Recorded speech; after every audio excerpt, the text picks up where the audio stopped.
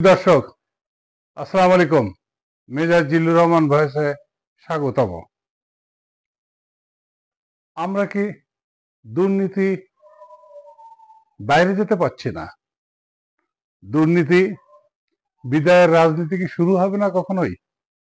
আমাদের দেশের গণতান্ত্রিক ব্যবস্থায় বর্তমানে রাজনীতি আর দুর্নীতি একে অপরের পরিপূরক হয়ে দাঁড়িয়েছে। এজন্য রাজনীতিবিদদেরও মজ্জাদোষ হয়ে দাঁড়িয়েছে। এত বড় আন্দোলনের পর এমন ঐতিহাসিক অভ্যুত্থানের পর যে অন্তর্বর্তী সরকার গঠিত হলো, মানুষের আকাঙ্ক্ষা ছিল পুরাতন ঘুণে ধরা সমাজ ব্যবস্থা, রাজনীতির চর্চা ঢেলে নতুন করে সুনীতির রাজনীতি শুরু হবে। কিন্তু আমরা কি দেখছি?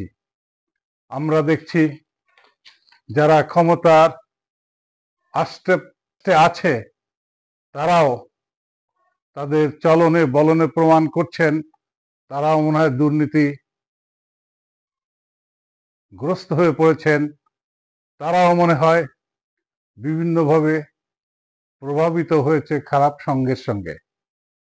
তার পাশাপাশি যে সকল রাজনৈতিক দল সরকারকে সমর্থন দিয়ে ভালো কাজে উদ্বুদ্ধ করবে, তার মধ্যে যাদের সামনে রাজনীতিতে ভালো ফলাফল করার সম্ভাবনা রয়েছে, তারাও মনে হচ্ছে এক ধরনের অলিখিত ক্ষমতায় চলে আসছেন। তাদের চলনে বলনে কর্মকাণ্ডে তাই প্রতীয়মান হয়।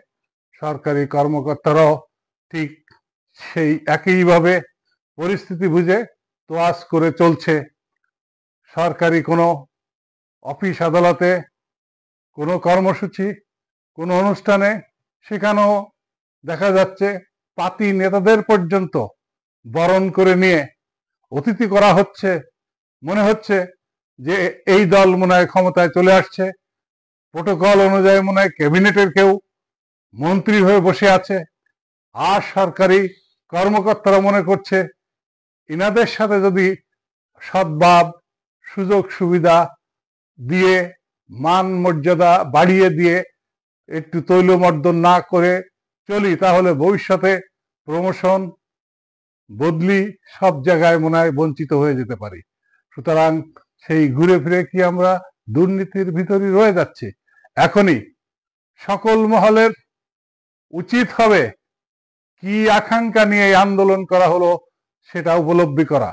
দুর্নীতি দমন কমিশনই বা কি করে? তারা কি আছে শুধু বিরোধী দলকে মামলায় ফাঁসানোর জন্য, নাকি দুর্নীতি করে যারা ক্ষমতায় থাকে, ক্ষমতা জাহির করতে পারে, দেখাতে পারে, তারাই রাজনীতি করে, তারাই দুর্নীতি করে? সেই দুর্নীতিবাজদের তাদের চলন বলন, এলাক পোশাক, জীবনাচার, গাড়ি বাড়ি পূর্বে কি ছিল, বর্তমানে কি আছে, এটা দেখলেই ভালোভাবে বোঝা যায় যে তারা দুর্নীতিগ্রস্ত হয়েছে কিনা, তাদের আয়ের উৎস কি, তারা যে জীবনযাপন করে, যে খরচাদি করে, এই অর্থ তার দৃশ্যমান কোনো রোজগার আছে কিনা, সেগুলো দেখার দরকার। দুর্নীতি দমন কমিশনকে এখনই নড়ে চড়ে উঠতে হবে, এই বিষয়গুলোর দিকে নজর দিতে হবে, তদন্ত করতে হবে। দুর্নীতি তারাই করে যাদের কাছে ক্ষমতা থাকে, এই কথা মনে রাখতে হবে। কিন্তু দুর্ভাগ্য হলো আমাদের দেশে যারা ক্ষমতায় থাকে তাদের বিরুদ্ধে কখনো দুর্নীতি দমন কমিশন ধরতে যায় না, বরং বিরোধীদের শাস্তি করার জন্য দুর্নীতি দমন ব্যবস্থা গ্রহণের জন্য কাজে লাগায় সরকার। সেটা যেন আর না হয়। আসুন সকলে দুর্নীতি মুক্ত একটা সমাজ ব্যবস্থা গড়ার জন্য সক্রিয় হই। ধন্যবাদ।